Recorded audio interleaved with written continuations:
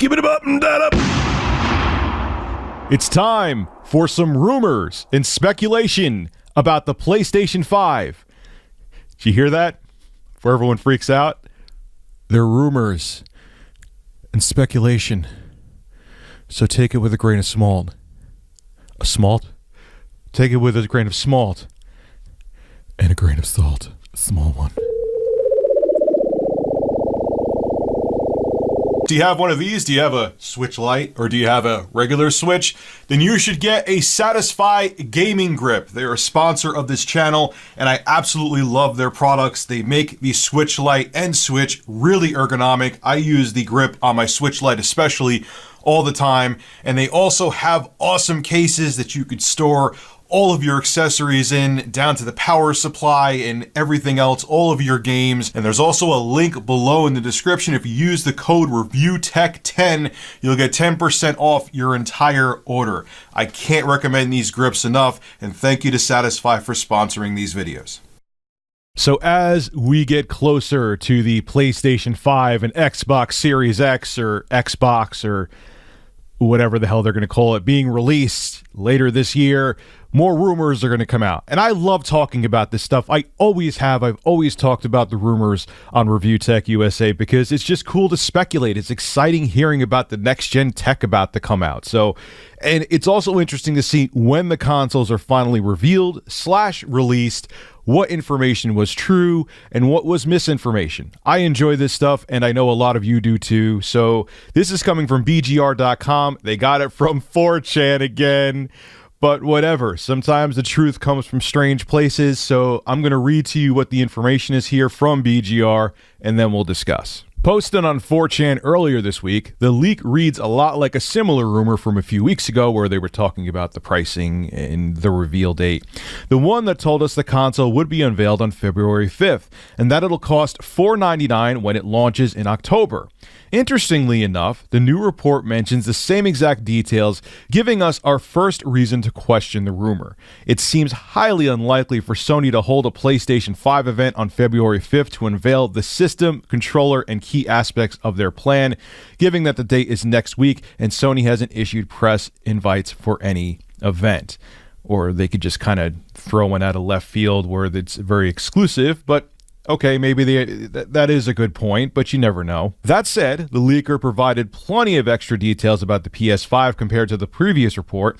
According to this person, Sony is set to hold a second event close to E3 2020, and then a final event before the console's launch to provide the last remaining details about the console.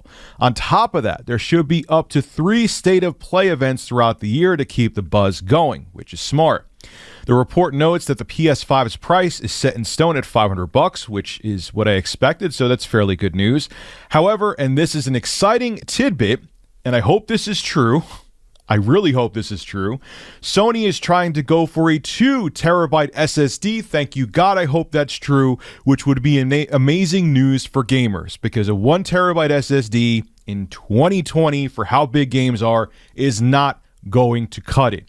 Sony's PlayStation 5 SSD is already rumored to be faster than the Xbox Series X's drive, and we expect the console to feature at least 1 terabyte of storage. A leak recently suggested that the PS5 dev kit comes with 1 terabyte of flash memory on board. And they go on to talk about what I talked about before, that the solid-state drive inside the PS5 will be faster than the solid-state drive inside the Xbox Series X, which could lead to problems for the Series X down the line. I talked about that before. People were mad and say I was clickbaiting, but I don't agree. I think that could be a problem in the future. Now they go on to discuss backwards compatibility. Expect PlayStation 1, 2, 3, and 4 games available to purchase and play on PS5 at launch. The full PS4 catalog will be available, but libraries will be limited for other platforms to begin with, which makes sense because the architecture of the PlayStation 4 is going to be identical to the PS5. It's just like I've said in the past before, it's like upgrading your gaming PC to a more powerful processor. It's the same architecture, just more powerful guts inside, and the games can run better. More games will be added as time goes on in much the same way Microsoft did. You will actually see a lot more old games supporting high frame rates, 4K resolution, and HDR, even ray tracing on PS5 than has been possible on Xbox One. Sony are very much concerned about saving old games from older platforms. They have the first Gran Turismo game running on PlayStation 5 at 120 FPS with ray tracing enabled. That is nuts, and I hope that's true. It looks surprisingly great for a 22-year-old game. Backward compatibility for PSP and Vita are also in development, with Sony aiming to have both available within 2 years of the system launching. Now they go on to talk about how Sony and Microsoft are looking to acquire studios and exclusive rights to third-party games, so on and so forth. Sony and Microsoft are currently both in business with war with one another to secure marketing rights to certain third-party titles that are going to be considered major draws to the next generation. Interestingly enough, Microsoft has already gotten the marketing for Rocksteady's new title, but the Warner Bros. Games Montreal title, heavily rumored to be called Batman Arkham Legacy, not sure about the name, is up for taking and is said to be exceedingly and surprisingly impressive game. Right now, the developers are having issues porting the game to current generation hardware. Also in contention is 2 different projects from EA Motive, a 4th Mafia game from 2K, an exciting IP from Sega and Creative Assembly, and Ubisoft's Avatar. And this leaked information, or supposed leaked information, also goes on to talk about, yes, the Xbox Lockhart, which is the lower end Series X, which will be more of a 1440p console, is still a thing, but it's not going to be available at launch. It's going to be available down the line, which, okay, that's fine. Now, again, these are rumors. Take it with a super small grain of salt. Just please do, okay? But if this is true, this could be why Sony has been super quiet, because they want to really drop a bomb on Microsoft, and they're going to have the bigger hard drive, supposedly.